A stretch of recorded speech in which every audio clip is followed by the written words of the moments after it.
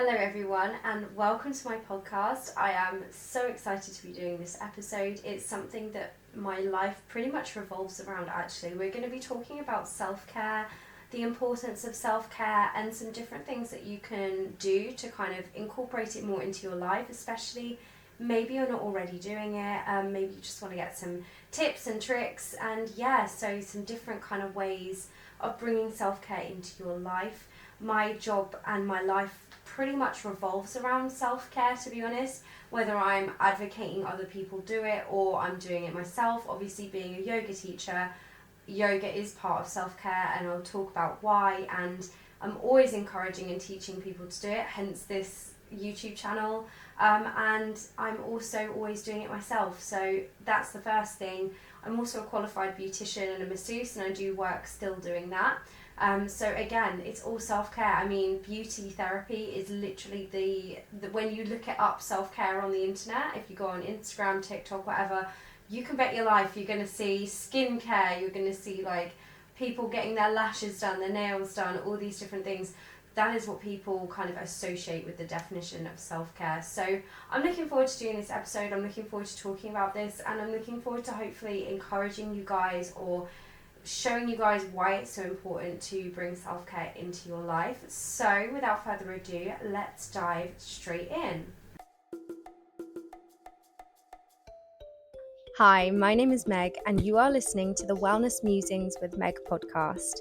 I am a fully qualified beautician and yoga teacher who has studied and worked in health and wellness since 2017.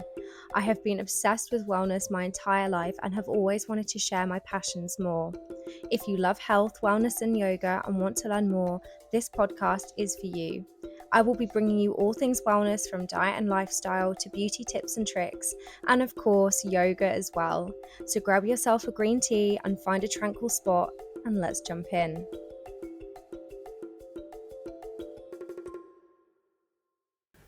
So when I very first started becoming a beautician, and I was only about 17 at the time, I set up my own little business and decided to work self-employed back then.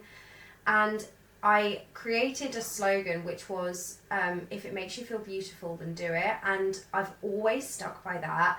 And I think it works with self-care in this as well. And the reason is because I grew up and like my mum, for example, didn't really do the whole like getting her nails done. None of my sisters did. None of them ever counted that as self-care. I always grew up loving anything that was girly, like getting my nails done, you know, skincare products, makeup, you name it. I wanted it and I wanted it. Literally, I was using it. I was obsessed with it. I loved it. And so it took me quite a while to realise that self-care isn't just one box. Like my family around me, it kind of took me a while to realise that they had different outlets that was still self-care, but they weren't packaged in the same way that I was seeing it and what I think a lot of people see it as. So my mum loves gardening, for example. My mum's a good example because I do think in some ways we're polar opposites. I do love gardening as well. And I love being out in nature, but my mum's idea of self-care is she's an author, she's a painter, and she loves gardening. So my mum's idea of self-care will be to paint or to write poetry. I've known that she's done that in the past. She's written books. She'll go out into the garden. My sister is also she's extremely artistic, and so again she will often tend to painting. And so growing up, it made me realise, even though I was a beautician, that I had this whole other respect for my clients. Yes, I was getting a lot of clients coming in who did think of self-care in the same way that I did and loved being there and wanted to be encouraged to do all the things that I thought of as self-care. But there was the odd person that would turn up, maybe it was the first time they'd ever have a facial, or I had a few clients who were maybe brides and they all like bride-to-be for that year and they were having facials because they felt like they kind of had to. But I knew deep down, and I think they knew deep down, that once their wedding was done, that they probably weren't going to continue with like having monthly or even weekly facials. That just wasn't what they saw as self-care, and that's absolutely fine. And this is why I'm so excited to talk about this, because self-care is so different for so many different people.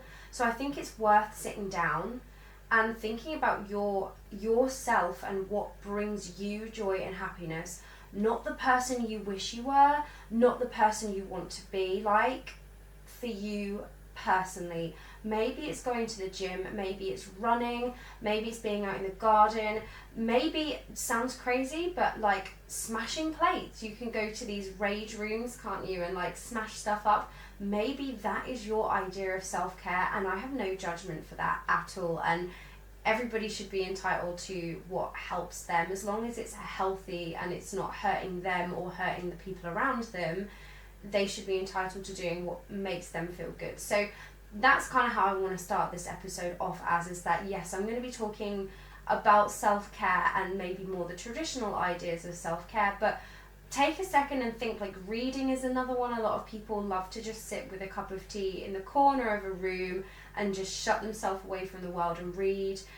It's different for different people, and as I've become a yoga teacher, that sort of showed me again that self-care is not just a beauty thing. It is not just having a bath with some candles. It's not just doing your skincare or doing your nails or going and getting a facial done, having a massage. Yes, that is definitely self-care, do not get me wrong, and a lot of people will see that as self-care, but it is not the only thing that defines self-care. And this is why I love yoga so much, and this is why I think yoga and my job as a beautician and a masseuse work so well, because they all complement each other. Like, I specialise in beauty therapy, in like Thai massage and more of the boho techniques. So I kind of love doing Thai massages, reflexology, that kind of thing, rather than the nails, the lashes, the brows, although I do it and I do enjoy doing it, and what I specialise in is definitely massage.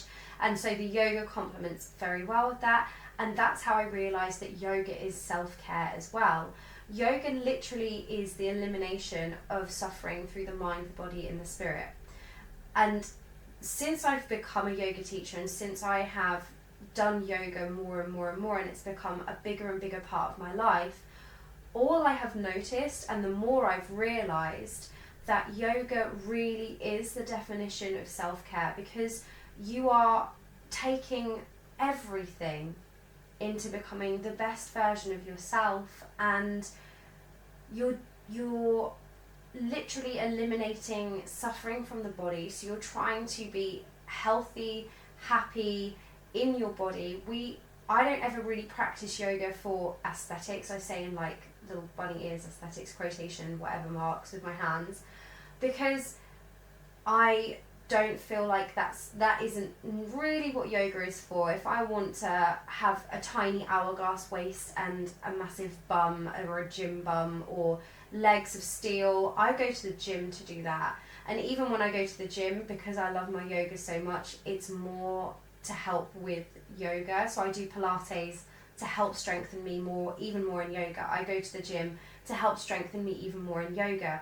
But I practice yoga so that I can age gracefully, so that when I get older and if I fall and my wrist catches me, my bones are less likely to break. I'm less likely to have osteoporosis, and like if I want to get up off of a chair, I can do it, or if I drop something and I need to pick it up, I can pick it up. These tiny little things that you don't really realise when you're young that you do with so much ease, as you get older, they become harder and harder. And from my job as a masseuse and like working with clients, and a lot of my clientele are that sort of age, makes you realise like it happens, and it happens slowly. So you all of a sudden realise, oh my God, I can't get up off of a chair. And what's really scary is that I've noticed, I'm only like in my mid-20s, but I do see the occasional person in their 20s or early 30s that struggle to do things like sit cross-legged or like go into a squat. Like, it's really scary. So yoga is amazing because it helps you to age gracefully. So it helps with your body, it helps with your mind. I don't even need to tell you how important it is to have a healthy mind. Obviously, the exercise is endorphins, so it's linked anyway in that way. But having a healthy mind and helping with your mental health is going to help you all around function in society, function in life, function just day to day. I'm someone who's had a lot of mental health issues growing up and even into adulthood, and yoga has been a huge part of helping me. And again, that's another reason why it's self-care, because it makes me feel good, it makes my brain feel good, it helps me to cope with everything that's going on around me. I think something that a lot of people don't realise in like the Western world is that yoga doesn't just happen on the mat. It's not something that you do in a class, you do for an hour and then you're done. Yoga is continual. It's so, I find it so funny when you see like apps and they've got meditation apps and it's like meditate for an hour, and it's like, oh okay, so I can have a completely crazy, chaotic, like mad life, but I'll just meditate for 1 hour or even 10 minutes, some apps are saying. And don't get me wrong, it is better than nothing and it's a great stepping stone, or it's a great like start. But really, you want to be cultivating that calmness, that sense of tranquility into your life day to day. And that's self-care in itself, right? Being able to do that, to be able to have bad things happen to you which we can't avoid, like getting a ticket on your car, or I broke my laptop at the beginning of this year. That was unavoidable. I've had so many things happen to me at the beginning of this year. I was ill and having to do this, like my 30-day yoga challenge whilst I was basically suffering with a chest infection, which was really good fun. Plus I broke my laptop on the first day of the yoga challenge, so I had to like quick think on my feet. And then, so upsettingly, my little puppy ended up having to have an operation. All things are unavoidable, and FYI, my puppy is absolutely fine now. He's doing well. His stitches are pretty much healed now, so he's all good. But all of these things were unavoidable, and they were all challenges. And you can take these challenges in different ways. You could either break down with what's happening and completely lose it and deal with it in a really bad way, or what yoga teaches you to do when you're taking it off of the mat is to be calm, to be able to cope with it in a calm, controlled manner. You can't control these things, but you can control your emotions. And taking yoga off of the mat, that helps you so much. Like when you're practicing asana yoga, so physical yoga, even when you're meditating, it's a practice. You keep practicing. If you fall, you get back up. If your mind wanders in a meditation, you bring it back. That's what brings the strength back to your yoga. It's every time you fail and you come back. That's what helps you to grow as a human being, and that's why it helps so much with your mind. And yeah, with the meditation, it helps with the spirit. I genuinely think that your mind and your spirit are very, very interconnected, but then so is the body as well. It's all very connected. But whether you're a spiritual person in a religious sense or not, spirituality is not the same as being religious.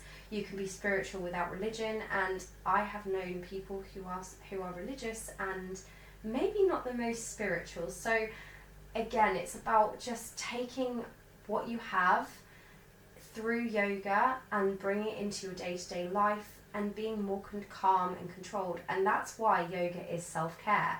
Practicing yoga helps you in day-to-day life. It brings you into the moment. So if you're doing asana, so the physical practice of yoga, in that moment you are almost like a moving meditation. You are focusing on where the different parts of your body go. You're focusing on the sensations.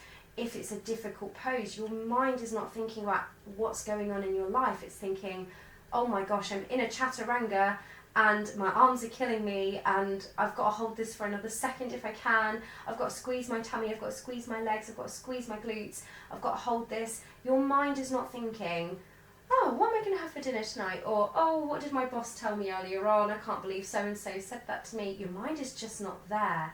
That's what exercise does. It brings you into the moment, and especially in yoga, because you have to think about every single thing every single muscle, every single placement of your body, because especially in like balancing postures, you can fall out. They're great for focus. We were talking about that in my last week of, I think it was episode or day 11 or 12 or something like that of my 30-day yoga challenge. We were looking at balancing postures and helping with focus. And so when you're then meditating, again, every time your mind wanders off, you're bringing it back. And that's what strengthens you up in your meditation, coming back into the moment, coming back into reality. Being able to anchor the breath into the moment as well is amazing, because you can always breathe. So it doesn't matter what is going on in your life around you, how stressful a situation is, you can always take a breath. Breathe in through the nose and out through the mouth. You can always pause time almost that way. And it just helps to center your brain, bring you back into the moment, and hopefully give you more of a clear, confident and calm way of dealing with what's going on. So this is why yoga is self-care. Yoga is literally the definition of self-care. It helps you to not need self-care, but it also is self-care. I don't know if that makes sense, but to me that does. So I always advocate people to do it. This is why I set up my channel, because I wanted people to have access to what I've learned and everything that I know through yoga, because it's benefit me so much. I feel like I want other people to be able to get that benefit as well, and other people to be able to learn something that is so incredible and so good for you and has so many benefits, and be able to access it for free. That is amazing to me. You know, there are so many people that would benefit so much, and honestly, I genuinely think the people I meet in my life, the ones that I think, oh my God, you would benefit so much from going to a yoga class or learning yoga or meditating or journaling, all the things that I encourage when I teach classes, they're always the people that really sadly cannot afford to go to classes. I was one of those people myself. I really, really wanted to learn yoga. I was hooked on it. I loved it. My teacher was amazing. She saw something in me and she gave me every single thing she physically could to help me to grow and to be the best yoga teacher and yoga student I possibly can be. And I'm still learning, and I always will be learning, but she gave me every opportunity possible.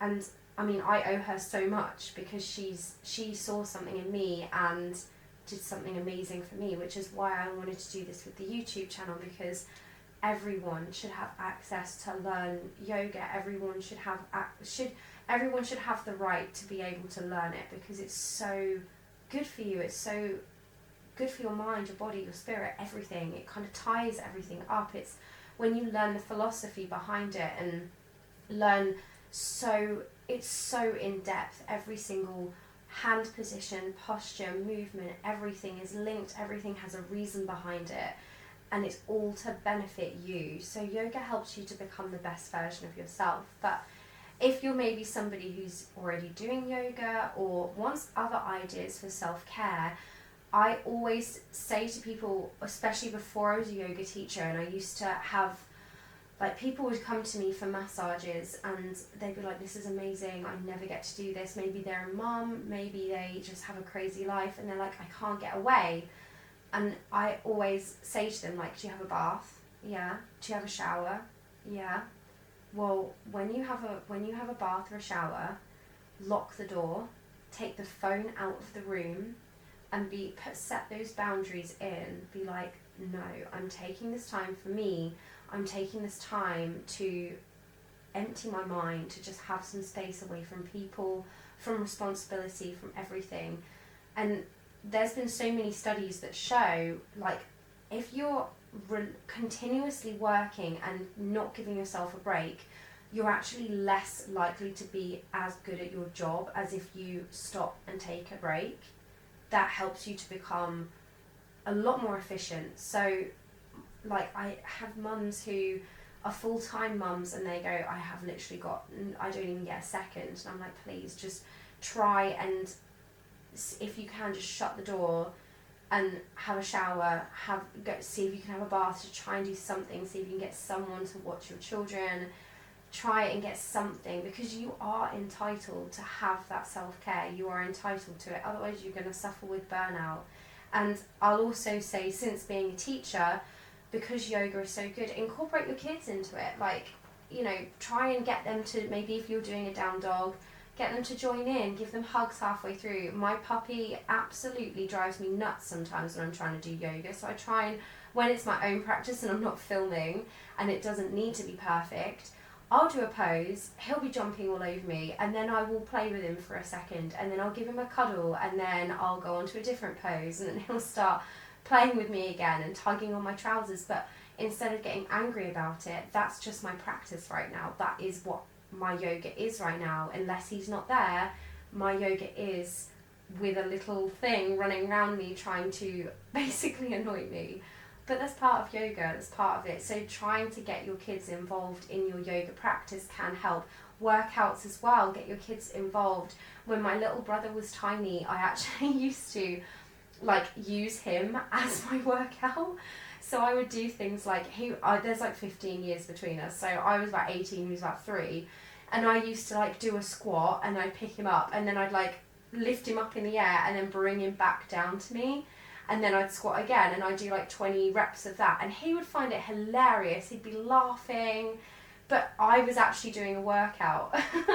And that still brought me into a moment of self-care, because I was like, right, every time I'm doing this or doing a squat, I'm actually benefiting. I'm engaging my muscles, but I mean, it's so much fun when they're little because they giggle and they find it hilarious, and then you start laughing. It was actually, those workouts with my little brother were actually the most fun out of any other workouts I've ever done, just because he used to giggle so much. It was so lovely. So just trying to get yourself away from it all is self-care, skincare. A lot of people do things like go on a shopping spree and stuff like that, which I don't know, I personally struggle with a little bit, because